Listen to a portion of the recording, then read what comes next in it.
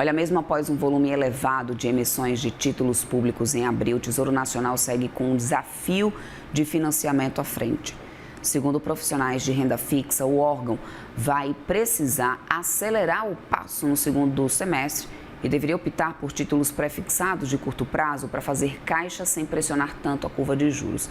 Quem nos explica mais sobre esse assunto é a editora da Broadcast, Renata Pedini, que vai trazer mais detalhes aqui para a gente sobre isso. Renata, minha querida, bem-vinda sempre, bom dia para você.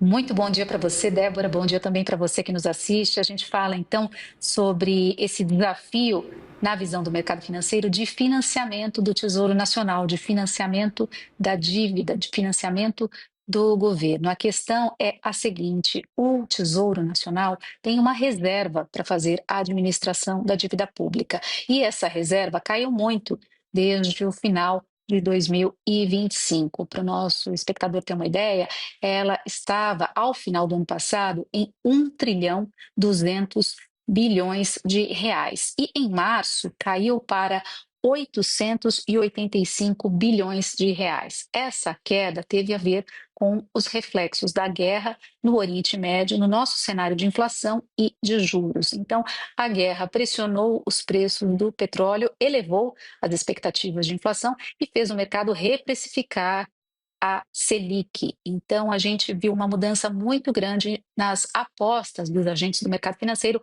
para a taxa básica de juros. O que acontece nessa situação, né? Ao final de 2025, o Tesouro emitia títulos e o mercado imaginava que o Banco Central poderia cortar a Selic neste ano e cortar mais do que a gente tem como expectativa hoje, né? Então, chegaria a um nível mais baixo, então o mercado assumiu o risco ali de emprestar recursos para o Tesouro, obtendo um recurso, um retorno menor. Quando houve a reprecificação e a Selic então não cairia mais tanto, ficaria ainda num nível bastante restritivo, hoje a gente vê essas estimativas entre 13% e 14%, quem tinha aquele papel com retorno menor ficou numa situação muito ruim, caso de grandes fundos. Então, o mercado ficou disfuncional, porque esses agentes não conseguiam se desfazer desses títulos e o Tesouro teve que atuar recomprando esses papéis, devolvendo funcionalidade ao mercado. Foi aí que a reserva do Tesouro diminuiu. Em abril, o Tesouro voltou a mercado emitindo mais títulos e emitiu 169 bilhões de reais. Isso é o maior valor em um ano. Foi um mês muito forte em emissões. Mas, apesar disso, quando o mercado olha então para o colchão, ainda abaixo de 2025, vê um desafio de financiamento. E nas contas dos profissionais de renda fixa com os quais nós conversamos aqui na Broadcast, o Tesouro teria que fazer emissões semanais perto de 33 bilhões de reais, no mínimo, para dar conta de recompor essa reserva, de recompor esse colchão de liquidez. Há uma outra métrica que o mercado usa para avaliar aí a necessidade de pagamento do Tesouro aos seus financiadores, aos investidores, e essa métrica, que é o chamado índice de liquidez, está hoje em 5,69 meses para pagamentos. Então, o Tesouro tem esse espaço, essa margem para honrar os seus compromissos. Mas, na visão de alguns profissionais, o Tesouro teria que fazer ainda mais, teria que emitir semanalmente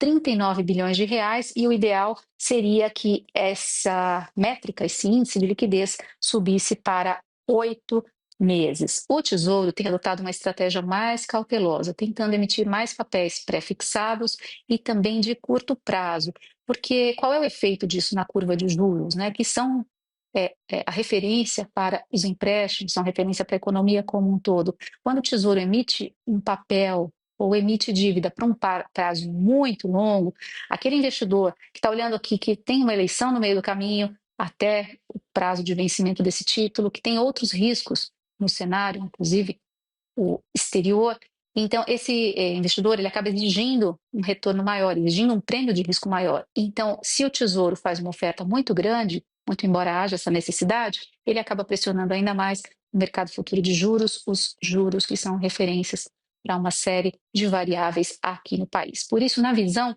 dos economistas com os quais nós conversamos, dos especialistas, o Tesouro está correto em administrar essa dívida com emissão no curto prazo, mas não vai ter jeito, vai ter que dar conta de acelerar e talvez alterar a sua estratégia no segundo semestre de novo para recompor essa reserva.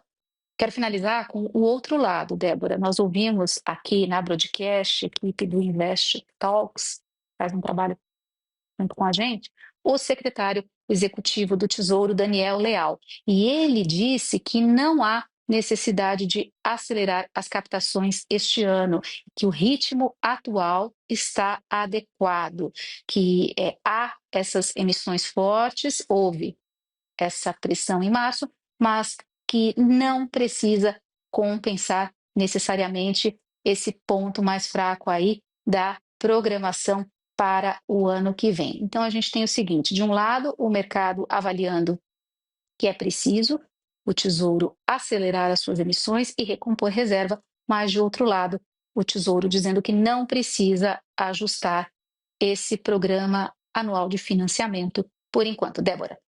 Obrigada, minha querida. Então, Renata Pedini, pelas atualizações. Forte abraço para você, todo o time aí da Broad. Até uma próxima. Até mais.